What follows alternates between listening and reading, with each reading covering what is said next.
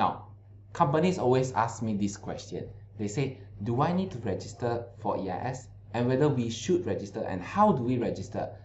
Now, please mind to you, if you are already a SOCSO member, a SOCSO employer, you are automatically deemed registered. Now, deemed registered means you don't have to go for registration anymore. Same goes to an employee.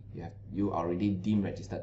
But now, if let's say you are a new company, you have one employee, then you have to get yourself registered. Now, if you don't register yourself, by law, you will be charged for 10,000 penalty, 2 years imprisonment, or both. But of course, what is the form looks like?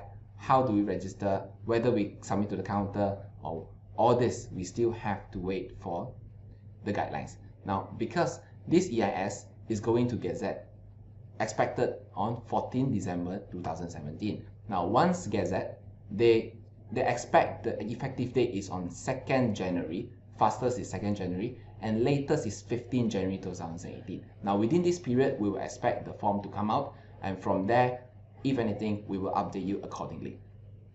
Now, most important is you must always remember to update your SQL software, because when these forms are widely available, we'll all incorporate all this form inside and you can just print it out, especially when it comes to submission and all that. Now, what is the employer obligation? Now, employer obligation, definitely registration, yes. Submission. Now, how do we submit? The guideline is not out yet, but they already tell us the method. Now, the method is based on using a Form 8A. Now, 8A, you know, is a SOCSO form. So probably they will add in another column in the SOCSO form. We have not known yet. We will expect to see in January. And most important, please take note, now, effective 1st January 2018, they will no longer issue manual Form 8A. So no more manual form. You need to print out, you need to download, and that is when our SQL payroll will shine. Now, the third thing is to remit to payment. Now, how do we make payment? You can go to over counter, you can go to iapplication.my, or you can make a bank transfer. And lastly, most importantly, is to keep all your records. Now, this is a very big confusion. Now, when is our submission due date for first submission? Expected date.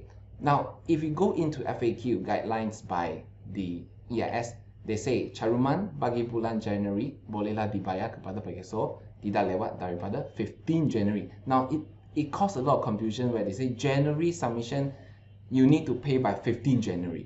Now, I would believe they make a mistake, and it should follow the SOCSO due date, which is 15 of subsequent month, 15 February 2018 for our 1st January submission.